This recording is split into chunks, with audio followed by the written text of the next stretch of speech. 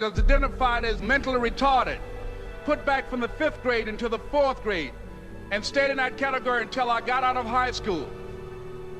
I don't have any college training, but I met a high school teacher who one day changed my life. I was waiting on another student, and when he came in, he said to me, "Young man, go to the board and write what I'm about to tell you."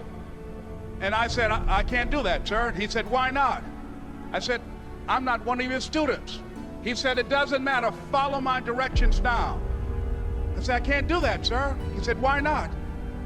I said, "Because I'm educable mentally retarded." And he came from behind his desk and he looked at me. He said, "Don't ever say that again. Someone's opinion of you does not have to become your reality." And as he talked, my heart began to beat fast. Tears began to run down my eyes, and I was in the back just listening to him, because the speech he was giving, that speech was for me. And he said, "Les Brown," he said, "if you want to do anything worthwhile in life, you've got to be hungry."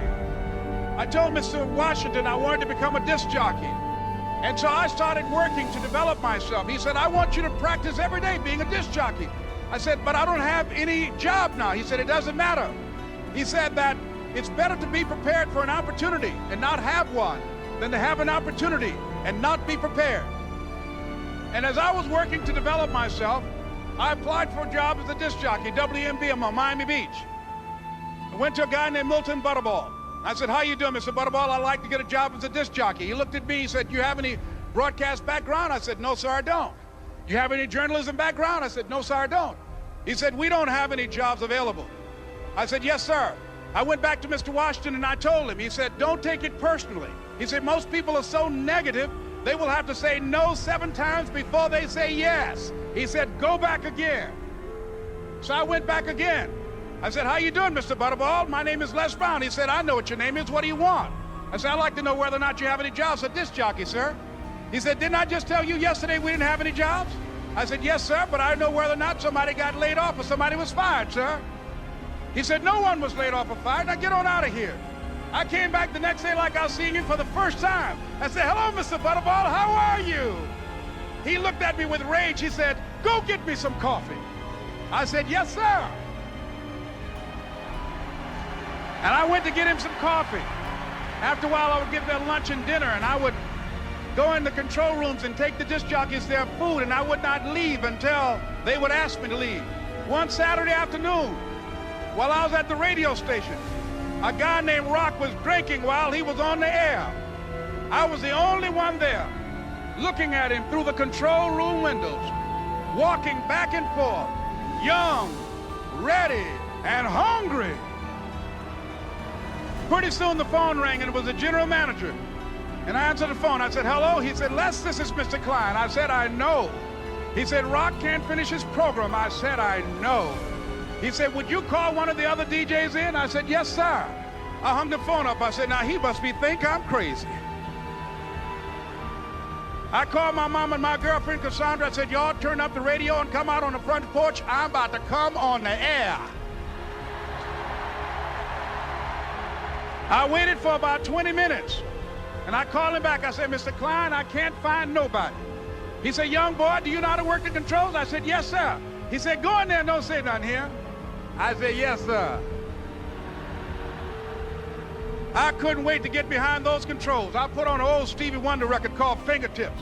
I sat down behind that turntable. I said, "Look out, this is me, LB Triple P, Les Brown, your platter playing papa. There were none before me, and there will be none after me. Therefore, that makes me the one and only. Young and single and love to mingle, certified, bona fide, indubitably qualified to bring you satisfaction, a whole lot of action. Look out, baby, I'm your love man." I was hungry. I was hungry. You got to be hungry. Begin to know that you have greatness within you.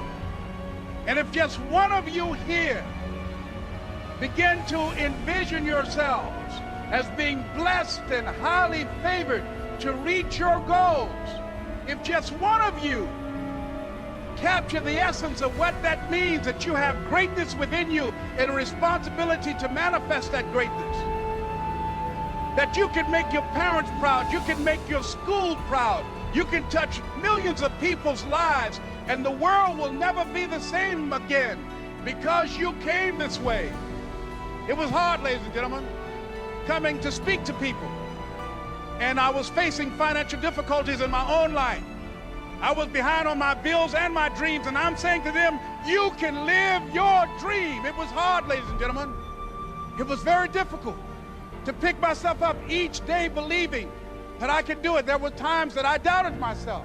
I used to ask myself, can I do this? And something said within me, you're the one. Don't give up on your dream. By continuing to push forward, by continuing to run toward my dream, that one day I would have my own talk show. It's a long shot, ladies and gentlemen, from Liberty City, an abandoned building on a floor, never knowing my mother or father. It's a long shot. Being here with you today in this dome in Atlanta, it's a long shot. No college training, labeled educable, mentally retarded, but I kept running toward my dream. Don't stop. Don't stop running toward your dream.